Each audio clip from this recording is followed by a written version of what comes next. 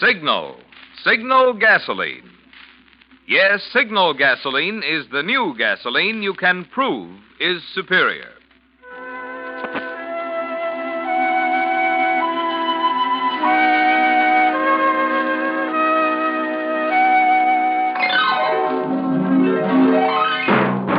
The Signal Oil Company and your neighborhood Signal dealer bring you another curious story by The Whistler. Tonight, Harvest of Death.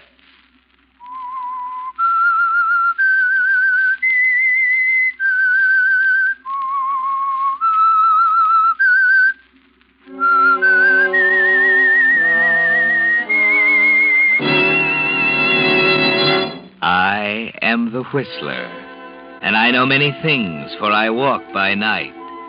I know many strange tales hidden in the hearts of men and women who have stepped into the shadows. Yes, I know the nameless terrors of which they dare not speak.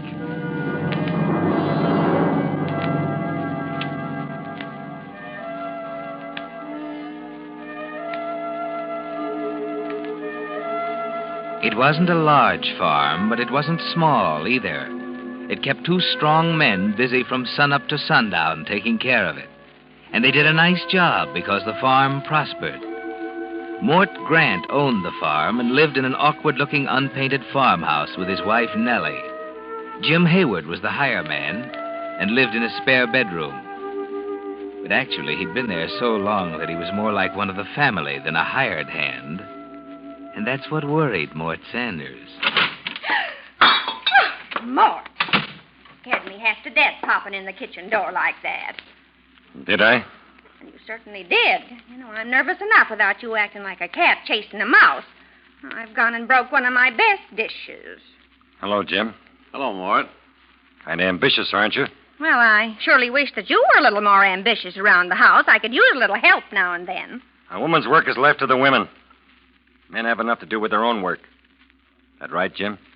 Well, I guess it is, Mort, but Nellie looked a little tired, and I thought it wouldn't hurt anything if I stepped out in the kitchen and helped her a mite with the dishes. You should rest quiet a while after eating supper. I'd like to see the day when I get any rest after supper. I'm not really tired, Mort. I don't mind helping out a little extra bit. Well, if you don't mind, you can be as foolish as you want, I guess. Nobody's being foolish. I think it's downright generous of Jim to want to help. We ought to help each other more around here instead of living like three hermits. I don't see you out plowing. Come on, Jim. Leave the old lady to her work. If you don't mind, Mort, I'd just soon finish what I started. No, I don't mind, Jim. Not at all. Suit yourself. Suit yourself.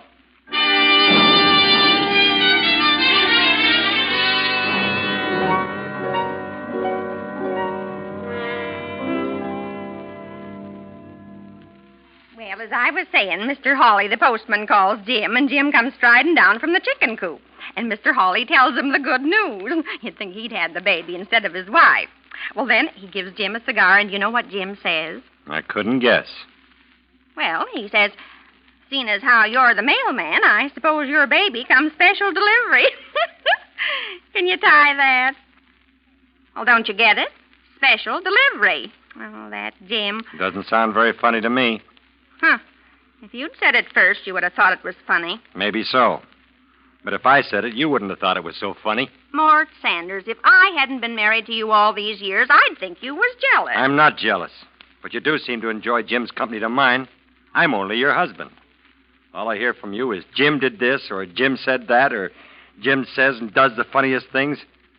Why don't you pay attention to me once in a while? Oh, Mort. I'm running this farm, and I'm tired of hearing what Jim does. So will you do me a favor and talk about something else?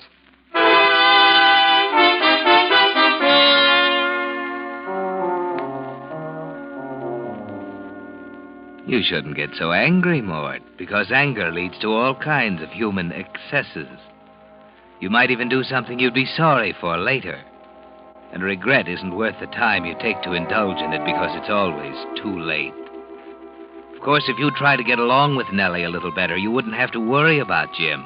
But you can't see that, can you, Mort? So at supper time, you're the same old Mort, suspicious and foolish.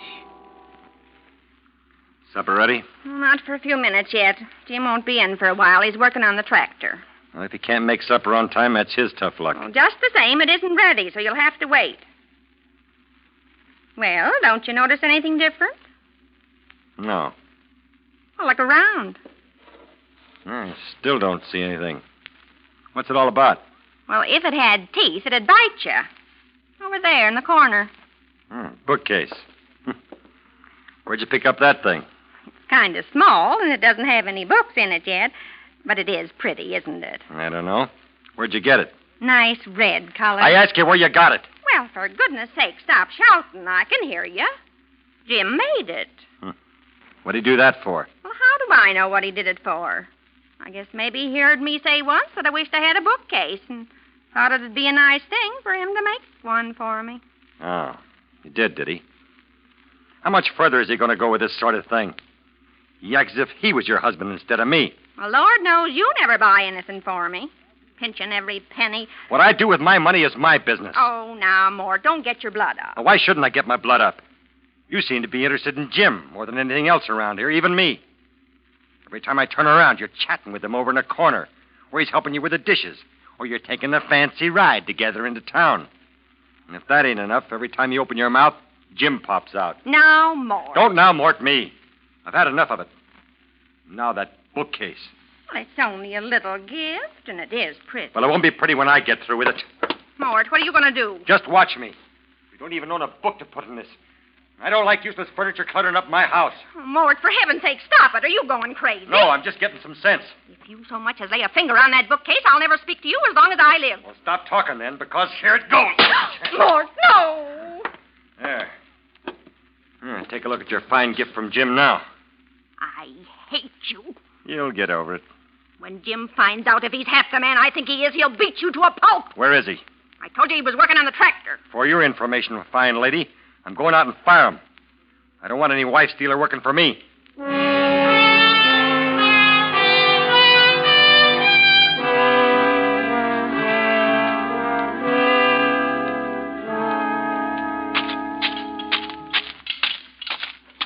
Hello, Mort. Supper almost ready? Almost. I won't be able to finish this tractor tonight, I'm afraid. Turned out to be more work than I thought. The wrist pins... Never mind. Give me the wrench, Jim. Oh, you want to take a hand at it? No, but you won't be needing this wrench anymore. What do you mean? Hand it over. All right, Mort. Anything you say.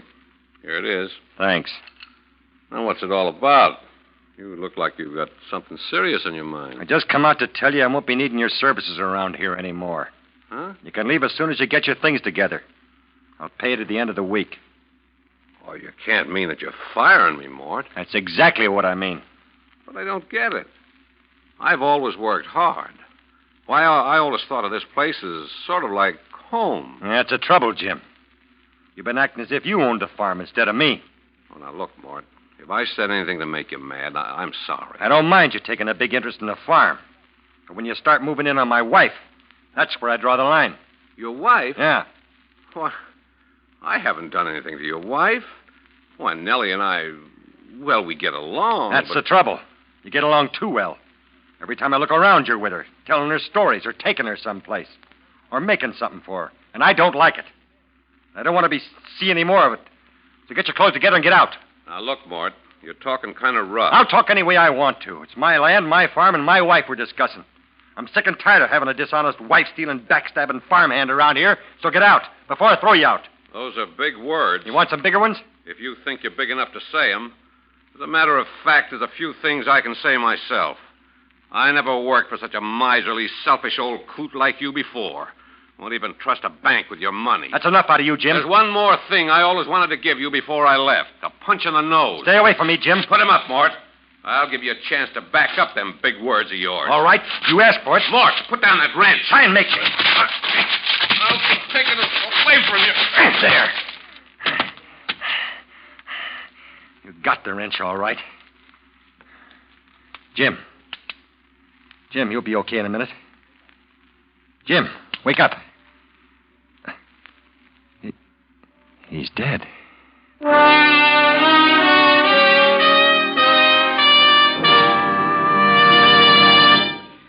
If we of the Whistler cast sound a bit on the excited side tonight, there's a good reason. This is the 100th consecutive performance of Signal Oil Company's program, The Whistler. Because of your enthusiastic letters, Signal Oil Company has continued The Whistler without interruption even through the summer when so many programs go off the air. And month after month, The Whistler's popularity has grown until, for the past 8 months, it has ranked tops in popularity among all West Coast programs. We of the cast want to thank you for your loyalty, which has made this record possible. It's our richest incentive to keep every performance a top performance, so you'll continue to tune in on the Signal Oil program each Monday night for more broadcasts of The Whistler. And incidentally, next time you're out driving, we of the cast also hope you'll stop at one of the friendly service stations displaying Signal's familiar yellow and black circle sign. And try that other great Signal success, the new Signal gasoline. There's no better way to tune in top performance for your car than with today's power-packed new super fuel, new Signal gasoline. And now, back to The Whistler.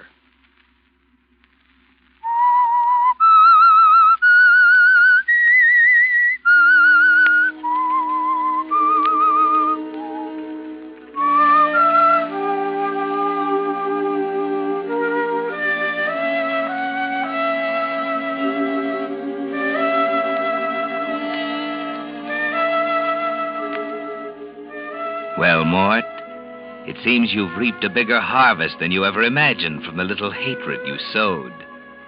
But it's not a crop to be proud of because it's a harvest of death. After you killed Jim Hayward, you didn't know what to do with his body. You had to think. But thinking takes time. So after finding a temporary hiding place in the barn, deep in the soft, fragrant haymow, you turned back to the house for supper. Supper ready? It's all ready. Sit down. Coffee or milk? Coffee. Sit still. I'll get it. Here. Well, what's the matter? Oh, yeah. You startled me, I guess. Where's the sugar? Where's the sugar? Well, land's sake, it's right in front of you. What's the matter? Can't you see? I didn't notice it. Well, isn't Jim coming in? I said, isn't Jim coming in? Not right away.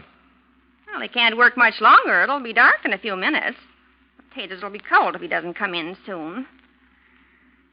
I knew you wouldn't fire him. You couldn't fire Jim, not after he's been with us all... Cut it, will you? All right, Mort. I took care of the bookcase.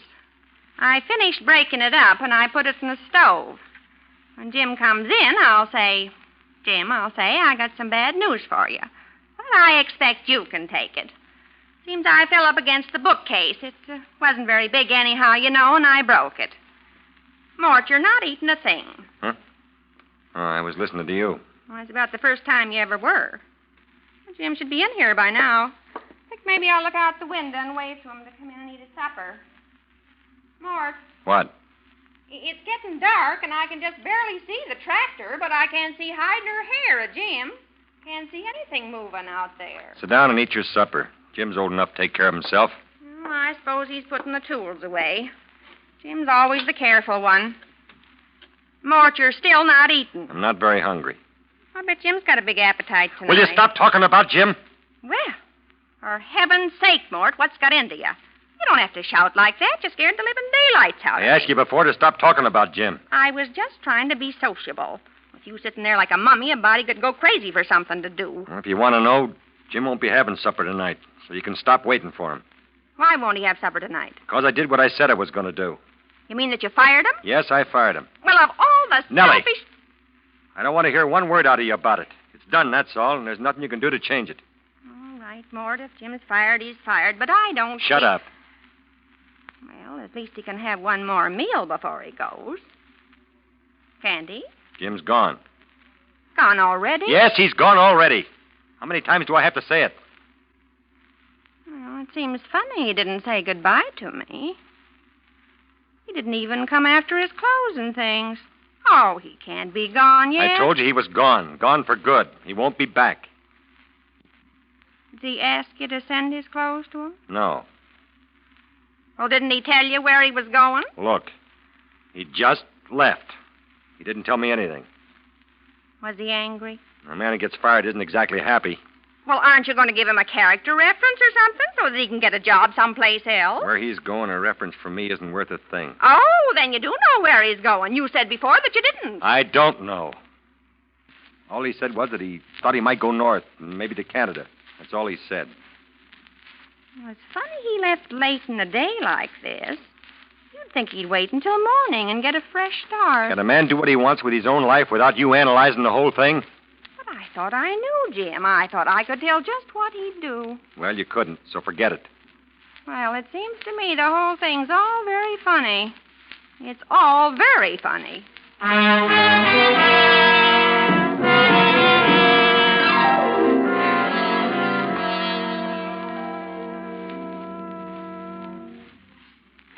Well, it's 11 o'clock, Mort. 2 hours past your bedtime. Mort. What?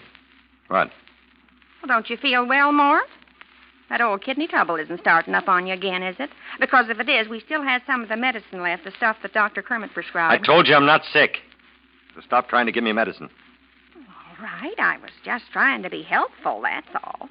After all, I am your wife. Sometimes I wonder. Well, that's a nice thing to say. Oh, forget it.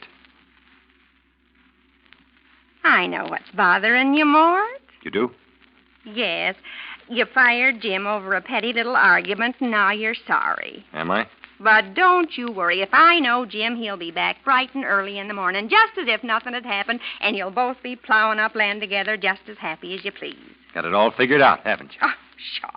Jim couldn't stay away any more than you could have him stay away. He's just like one of the family. He probably just went into town, had a few drinks to help him forget things for a while, but he'll be back as happy and friendly as ever. You wait and see. How many times do I have to tell you Jim won't be back? He's gone, for good. Oh, not Jim. I tell you he's not coming back. I wish you'd stop talking about it. All right, Mort. All I can say is wait and see for yourself. Why don't you go to bed? Oh, not until you do. I'm not going to let you sit here all alone making yourself unhappy over a little mistake. Why, good heavens, everyone makes a little mistake now and then. It's nothing to fret over. You know, just the same, I miss Jim already myself. Oh, it used to be comforting to watch him sit in the rocking chair, rocking back and forth, just as comfortable as you please, smoking away on his pipe. Nellie, look. The rocking chair. It's rocking back and forth. Just as if Jim were sitting there. How could it? How could it rock by itself? Oh, don't get all excited, Mort. Can't you see? It's only the cat. Huh. Here, I'll chase it away if it bothers you. Cat! There. Now, the chair won't rock anymore. Never liked that darn cat anyway. Now, don't go blaming anything on the poor little cat. She probably misses Jim, too. I don't miss Jim. Not one bit. What makes you think I do? Well, you're sitting there like you'd lost your last friend. What's that? Somebody's coming up the stairs. Somebody's at the front door. Oh, sit still. I'll look. Maybe it's Jim. Oh, it's only the screen door banging. There. Heavens, you're a nervous man tonight. It was only the screen door banging. I guess you forgot to hook it. Anyway, I fixed it. I'm going to bed. Well, at last. Now, maybe you can relax a little bit. You're so jumpy, you act as if you'd killed somebody.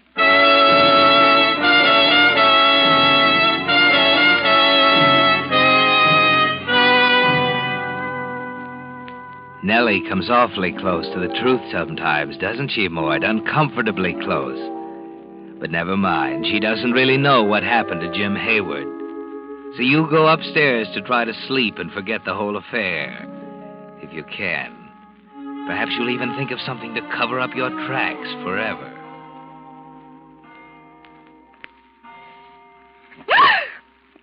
Oh, it's you, Mort.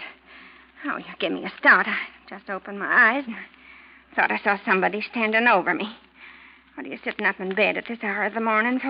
I can't sleep. Oh, just lay back on the pillow and relax. You'll go to sleep. I can't. Tried. It's too hot or something. Want me to get up and get you some coffee or something? No, I don't want anything. Let me put the light on. Well, no wonder you're so hot. You're fully dressed. When did you do that? Got up and dressed about an hour ago. I think I was cold. What in the world's got into you, Mort? First you're as jumpy as a thoroughbred. Then you can't sleep. Then you turn cold, and now you're too hot. Are you sure you're not sick? I told you there's nothing wrong with me. Well, you surely must be hot. The sweat's pouring right off you. Now, there's no need to get so worried about Jim that you make a nervous wreck of yourself. He'll be back, I tell you. If you mention Jim once more to me, I'll strangle you to death. All right, Mort. I didn't mean to get you mad, but you're beginning to worry me now. I'll go back to sleep. Where are you going? Mind your own business. What you lighting that lantern for? If you got to be so nosy, I'm going out to the barn. At this hour? Are you out of your mind? Look, you just go back to sleep and keep your nose out of my business. I won't mind my own business. Mort Sanders, tell me where you're going. All right. I'm going out to the barn. I'm worried about something. One of the horses. What's the matter with it? I don't know, but she's been kind of sick today. I want to take a look at her. You're up to something, Mort, and it isn't a horse. What is it? Wouldn't you like to know?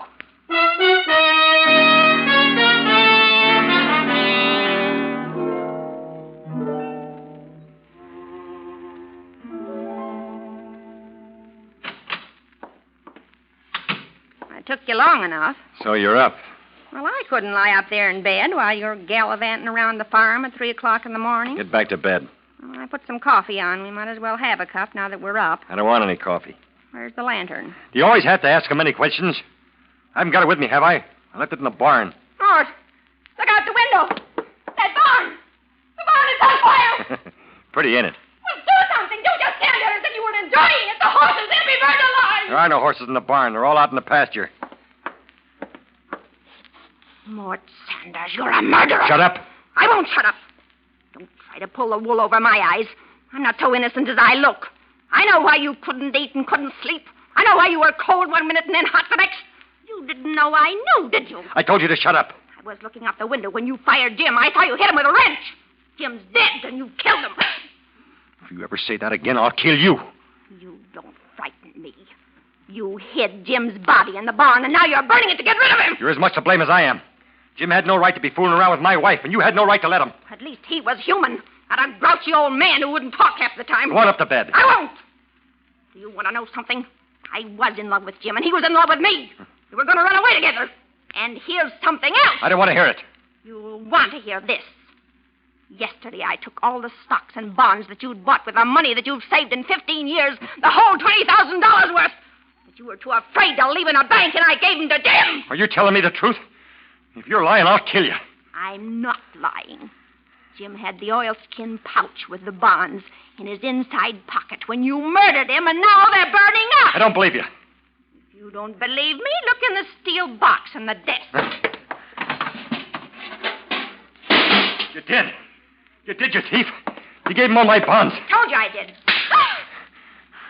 Won't do you any good slapping me.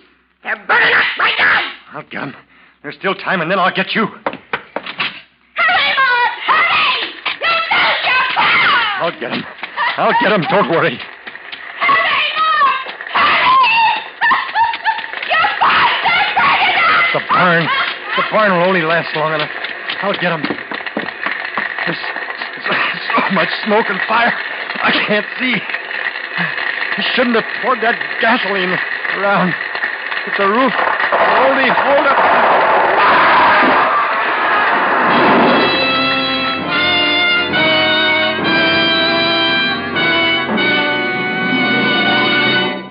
The Whistler will return in just a moment with the strange ending of tonight's story.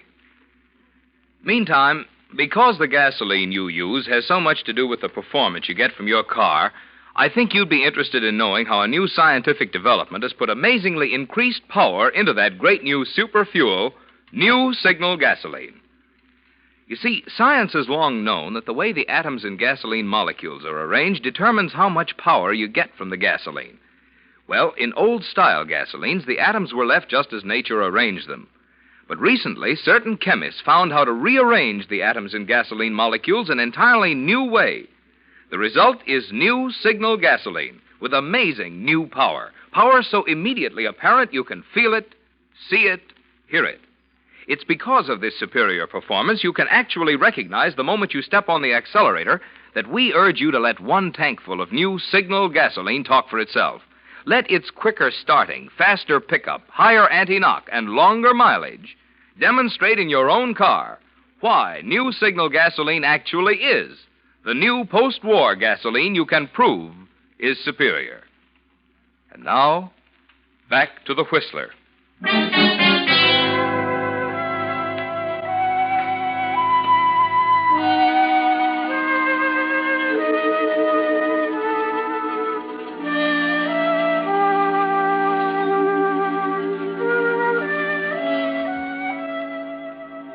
So for once you listened to your wife, Mort. For once you took her advice and hurried into the burning barn. And to death. Of course, the flames lighted the night sky and brought a crowd of neighbors, but there wasn't much they could do. They stand outside the house watching the last glowing embers, talking in hushed tones. But you can't hear them, can you, Mort? It's awful. Awful. Both of them at once this way. Constable figures Mort must have gone in to try to save Jim. Jim was almost like one in the family, you know. Yes. What about Nellie? Is she all right? She's just sitting in there in the rocking chair by the window. Stunned, I guess. Oh, poor soul. I'd best go in and see if I can comfort her.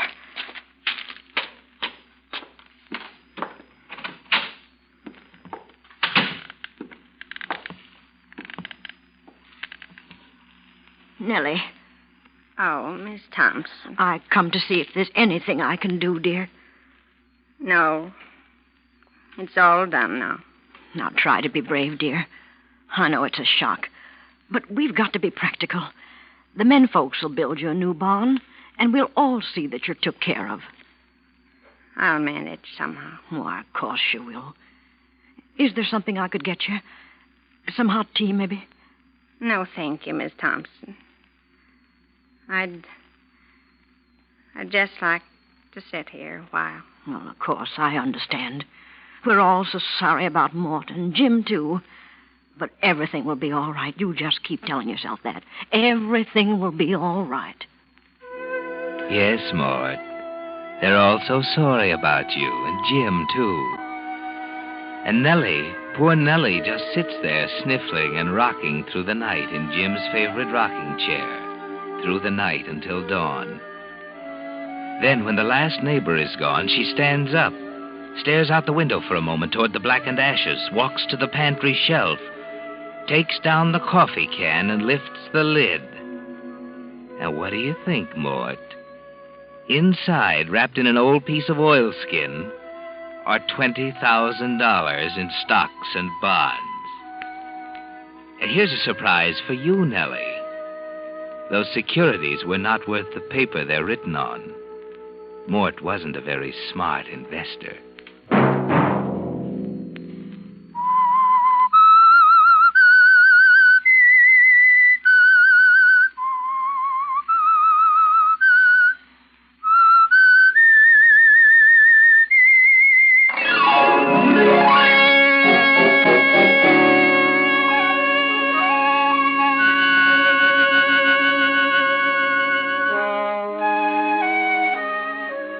Next Monday at 9 o'clock, The Whistler will bring you another strange tale. The Whistler is broadcast for your entertainment by the marketers of Signal gasoline and motor oil and fine quality automotive accessories, and by your neighborhood Signal dealer. This program, directed by George W. Allen, with tonight's story by John Hayes, music by Wilbur Hatch, is transmitted to our troops overseas by the Armed Forces Radio Service. This is Marvin Miller speaking, and suggesting that you try new Signal, the new gasoline you can prove is superior. This is CBS, the Columbia Broadcasting System.